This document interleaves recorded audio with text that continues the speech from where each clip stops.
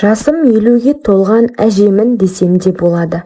Бірақ қадірім жоқ, балаларыма сыйы кеткен анамын. Жас кезімдегі сұлулығым басыма сор болған бейбақ едім. Көздерім ботадай, талшыбақтай мүсінім бар. Жұмыртқадай әппақ қыз едім. Ауылдың жігіттері мені армандайтын. Талай сыйлығы бар жігіттерді менсінбей жүріп, өзім ұнатқан әрі дәулетті жігіттің етегін ұстадым. Сөйтсем ол жігіт өгей баласы екен. Хап әттеген-ай, оны білмедім ғой. Тек ол жігіттің байлығы үшін тұрмысқа шығып едім. Содан амалсыз тұра бастадым. Енем де өте жуас еді, ал атам ақырған біреу. Күйеуім өгей әкесінен қатты қорқады екен. Ол үйде менің де, күйеуімнің де қадіріміз жоқ.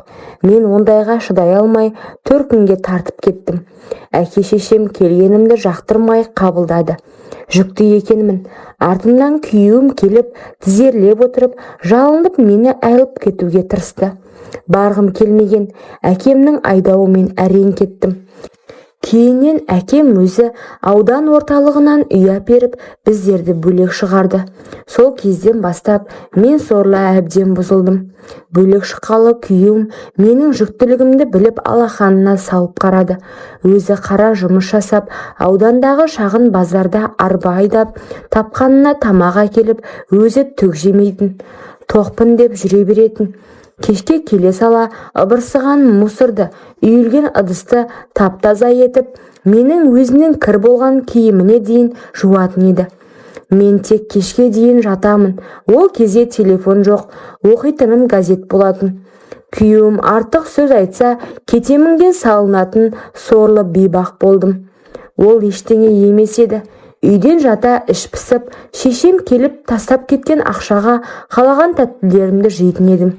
Анам ол ақшаны 10 күріш секілді қабымен ал деп тастап кетеді. Ақшаны алып үй жаққа жақын дүкенге барып, келіп жүргенде дүкендегі еркекке көзім түсті. Әжептәуір денелі еркек екен. Мен жүкті болсам да ішім білінбейтін. Ұзын бойлы болғасын ішімде байқалмады. Әлгі дүкенге кірген сайын ана еркекке көз сүзіп, ол да мені байқап, екеуміз кездесе бастадық. Күні бойы күйеуім болмағансың, ол еркек ебін тауып үйге келеді. Күн жарықты ақ жатын орнымды ластап, әлгі еркекпен бірге болып жүрдім. Көп ұзамай әлгі еркектің әйелі ізіме түсіп алды. Ол базарда алтын сататын іскер әйел екен. Менің үйге келетін уақытымда күйеуімнің қайда жұмыс істейтінін де біліп алған. Бір күні күйеуім үйде отырған. Сол кезде есік қағылды. Ашсам, бір әйел, өзі әдемі киінген, жүзі сұсты. Есіктен кіре салып, еш сәлемін де айтпай, сұрақ та қоймай, бетіме шапалақпен тартып жіберді. Сөзбен түтіп жеді. Есіктің алдында тұрған күйеуім де, мен де сілейіп тұрып қалдық.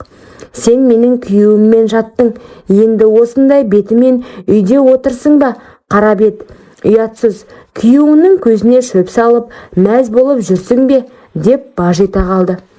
Күйеуім бір сөз айтпастан киініп үнсіз үйден шығып кетті. Менің бетім от боп жанды, тіпті жылауға да шамам келмеді. Сол кеш өмірімдегі ең ұзақ түн болды. Ол таң алдында ғана келді. Кірген беті диванға сұлай кетті. Мас, бірақ ашулы емес. Тек көзінде өмірге деген зілді мұң бар еді. Ештеңе демеді. Мен сөз бастадым. Ажырасамын. Үйді әкем алып берген. Үйді бөліспейміз. Мен кетемін, болды дедім. Мұздай дауыспен. Ол орнынан тұрып, үстел үстіне қойған бос бөтелкеге қарап тұрып қалды. Сосын аяқ астынан еңкілдеп жылап жіберді. Иә, еңкілдеп, еркек адамның еңіреп жылағанын бірінші көруім. Үні емес, жүрегі жылап тұрды. Мен сені қатты сүйдім, деді әлсін үзіліп. Сен менің әйелімсің, баламның анасысың. Мен ішімдегінің бәрін ішіп тастағым келді. Бірақ сенен бас тартуға жаным жетпейді. Ішіңдегі баламды ешқашан жетім етпеймін, өзгенің баласы да етпеймін. Тіпті егер сен басқа бір еркекпен бірге болсаң да бәрібір, тек ажыраспайық деді. Сол сәтте өзімнен жиреніп кеттім. Не үшін бұлай жасадым? Не үшін бөтен еркектің жылы сөзіне алданып, өмірімдегі шын жанды жүрегіммен жараладым? Сол бір оқиғадан соң тыныш жүрдім. Бірақ күйеуім сол күннен соң еш уақытта бірге жақын қатынасқа түспедік. Арада уақыт өтті, олды болдым. Күйеуім сол ұлы үшін өмір сүрді. Менімен сөйлеспесе де, мені кешірмесе де, баласына деген махаббаттан менің де жағдайымды жасап отырды. Тамақ, киім, дәрі бәрін алып беріп тұрды. Бірақ бұрынғыдай емес, қасында отырсам да алыстап кеткенін сезетінмін. Бір үйде тұрсақ та екі бөлек адам едік. Ұлымыз 2 жасқа толғанда жұмысқа шықтым. Өзімше өзгерем, түзу жолға түсем деп ойладым. Бірақ тағы да нәпсіме ие бола алмадым. Жұмыс базар ішіндегі дәмханада еді. Қарапайым ыдыс жуушы болдым. Басында бәрі жақсы болды. Таңнан кешке дейін жұмыс, кешке баламның қасына асығам. Бірақ бір өзбек жігіт болды. Ол сол дәмханада аспаз еді. Әзілдеп сөйлейді. Көзі қысқан, сәттерінен ақ не қалайтынын көрініп тұратын. Мен басында қарсы болдым. Бірақ ішімде бір арам ой, әлсіздік бар еді. Бірақ рет ешкім білмейді деп өзімді алдадым. Таңсәріде дәмхана ашылмай тұрып, ішкі кухняда ешкім жоқта. Бір емес, бірнеше рет бірге түс болып, тіпті даусының қатты шыққанын да байқамай қалдым. Қысқа уақытқа ешкімге білінбейтіндей, бірақ ештеңе мәңгілік емес екен. Бір күні дәмхана иесі ерте келіп, кухняның тазалығын тексергісі келген. Ол кезде біздер тамақ үстелінің үстінде артқа қарап әлгі өзбек ыңырси ұрғылап жатқан еді. Бастық бәрін көріп қойды. Айқай, ұрысу, масқара. Сол жерде дауыстап тұрып, масқарамды елдің көзінше шығарды. Жаман әйел, жаттап алыңдар албастының түрін. Жұмыста бір жерім беріп ыңырсып жатыр. Оңбай кеткір, басқа жер құрып қалды ма, деп түгімді қоймай масқаралады. Күйеуім де бұл айқайды естіді. Сол маңнан өтіп бара жатыр екен. Тек басы салбырап, мені танымайтын секілді тұрған күйі қатып қалған мүсін секілді. Ол менің күйеуім емес сияқты еді. Ол менің баламның әкесі. Бірақ менің кешірілмейтін күнәмнің куәсі еді. Сол бір қылығымнан соң үйде отырдым. Жайсыз күйде жүрдім. Тәнімде, жанымда тыныш таппады. Сөйтсем бойымдағы өзгерістер бар, жүкті екенмін. Бірақ әлгі өзбектен алдырғым келді. Радомның алдына талай рет бардым. Кіре алмадым. Дәтім жетпеді. Жетсе де жүрегім қақ бөлінердей. Іштегі тіршілік менің нәпсімнің нәтижесі екенін білсем де, ол тірі жан еді. Арыммен алысып жүріп, ақыры қызымды дүниеге әкелдім. Ай күнім жетіп босандым. Сүйкімді қыз, көздері ботадай мөлдір, қарай бергім келеді. Бірақ жүрегің ауырады. Ол менің айыбым мен арманымның арасы. Қызыма қарасам, әлгі өзбектің аузынан түскендей, мұрны, иегі тіпті күлкісі еді. Күйеуім сол баяғы үнсіз күйінде қалды. Мен оның әйелі емеспін. Бұл үйде тұрып жатқан бөтен адам сияқтымын. Қызымды бір ретте көтермеді, бір сөзде айтпады. Тек ұлын еркелетіп, барлық тәттіні ұлына ғана береді. Бұлай балаларды бөлуге болмайды ғой. Арада қанша жыл өтті. Күйеуім сол баяғы қалпында қалды. Қара жұмыс істейді. Таңмен таласа тұрып, қара кешке дейін тынбай еңбек етеді. Ол тек ұлы үшін өмір сүрді. Ұлы оның үміті, жалғыз тірегі. Ал қызымызға қарауы да, сөзі де, көз қарасы да суық. Ол ешқашан әкелік мейірімін көрсеткен емес. Менше, күйбең тіршілік, тозған үміт арасында жүріп, бір жерімді бітеп, мектепке еден жуушы болып кірдім. Бірақ тыныштық маған ешқашан бұйырмады. Мектеп директорының көңілін табып, қайтадан қателікке бастым. Ол менің азғыруыма көнген жоқ. Мен өзім ұсындым. Ақырында ажырастым күйеуімнен. Соңғы шын заңды адал жерімнен де айырылдым. Сол жылдары балаларым өсіп қалған. Ұлым жігіт болды, қызым бой жетіп келеді. Екеуі де енді еш нәрседен бейхабар емес. Бәрін сезеді, бәрін түсінеді. Бір күні үйге барғанымда ұлым сыртта, қызым бөлмесінде отыр екен. Күйеуім болса ортада. түсі суық, көзі қанталаған.